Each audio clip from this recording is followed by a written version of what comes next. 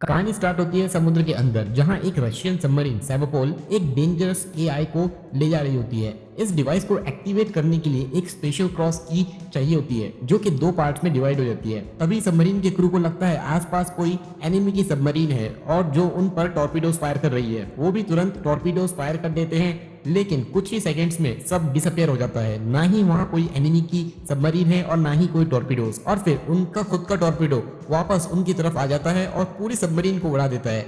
सभी crew members मर जाते हैं। अब सीन शिफ्ट होता है ईथन हंट पे। उसके पास एक नया रुकी आईएमएफ एजेंट आता है, जो कि फूड डिलीवरी बॉय बनकर आता है। वो ईथन हंट को उसका लेटेस्ट मिशन देता है, जो डायरेक्टली आईएमएफ के डायरेक्टर यूजीन कैट्रिज से आया होता है। मिशन में एक की के बारे में बताया जाता है, वही स्पेशल की जिसके दो पार्ट हो जाते हैं। और सबसे शॉकिंग बात, मिशन किसी ऐसे इंसान से रिलेटेड है जिसकी वजह से ईथन ने आईएमएफ को ज्वाइन किया था। कैट्रिज ये भी बताता है कि एल्सा फ्रॉस्ट अब बागी हो चुकी है और उसके पास की का आधा हिस्सा है। उस पर $50 मिलियन की बाउंटी भी लगी होती है। ईथन अपना मिशन लेके वहां से चला जाता है नाम्बिया के डेजर्ट में, जहां एल्सा छुपी हुई होती है। ईथन अपनी प्रेजेंस का सिग्नल उसे पहले ही दे देता है, लेकिन कुछ मर्सिनरीज उनका पीछा करना स्टार्ट कर देते हैं, वो भी घोड़ों पर, और उस पर अटैक करना स्टार्ट कर देते हैं। एल्सा के हाइड आउट पर एक धमाकेदार चेसिंग सीन होता है। फिर ईथन और एल्सा मिलकर अटैकर्स से लड़ते हैं। गन फाइट होती है, लेकिन फाइट के एंड में लगता है कि किसी गन शॉट की वजह से एल्सा मारी जा चुकी है। वहीं दूसरी तरफ आईएमएफ डायरेक्टर कैट्रिज एक सीक्रेट मीटिंग अटेंड कर रहा होता है दुनिया के टॉप इंटेलिजेंस एजेंसीज के हेड के साथ। इस ग्रुप को कहते हैं द कम्युनिटी। मीटिंग लीड कर रहा होता है डायरेक्टर डिलिंजर। वो सब मिलकर बात कर रहे होते हैं एक अल्ट्रा एडवांस्ड एआई के बारे में, जिसका नाम होता है द एंटिटी। ये एक सेल्फ लर्निंग एआई होता है जो हर तरह के नेटवर्क को हैक कर सकता है, इंक्लूडिंग रशियन सबमरीन्स, जो कि हमने मूवी की स्टार्ट में देखी है।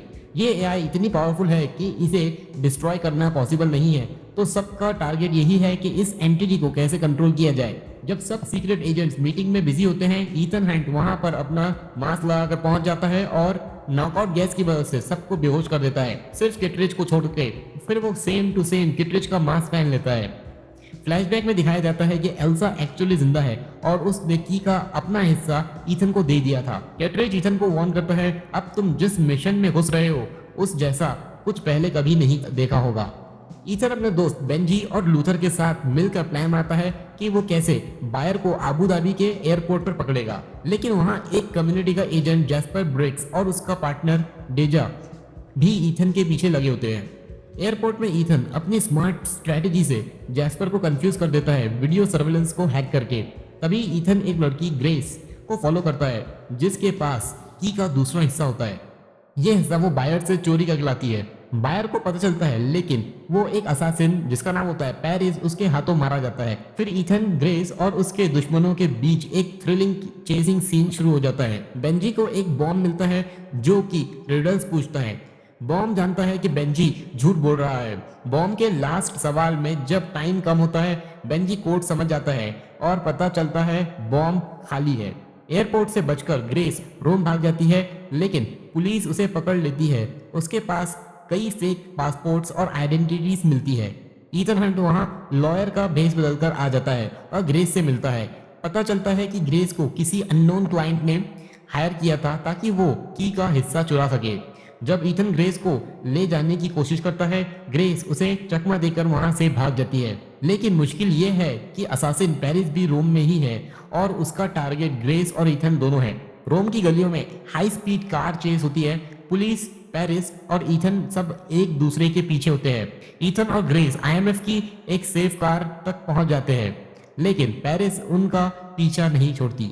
ग्रेस फिर से भाग जाती है और ईथन फिर उसे ढूंढने लगता है। ग्रेस, ईथन, बेंजी और लूथर वेनिस के सीक्रेट पार्टी में जाते हैं, जहां गैब्रियल भी आने वाला होता है। उनका गोल है की का दूसरा हिस्सा वापस लेना। वहीं ग्रेस को एक पावरफुल आर्म डीलर एलाना यानी व्हाइट विडो मिलती है, जिसे हमने पुरानी मूवीज में देख रखा है, जो एक्चुअली उस की का दूसरा हिस्सा ओन करती है और वही ग्रेस की ओरिजिनल क्लाइंट भी होती है। गैब्रियल पार्टी में सबको वार्न करता है, एंटिटी सब कुछ जानती है, हर मूव, हर चॉइस वो सब जानती है, और कहता है कि की मिलने से पहले ग्रेस या एल्सा दोनों में से एक को मरना होगा।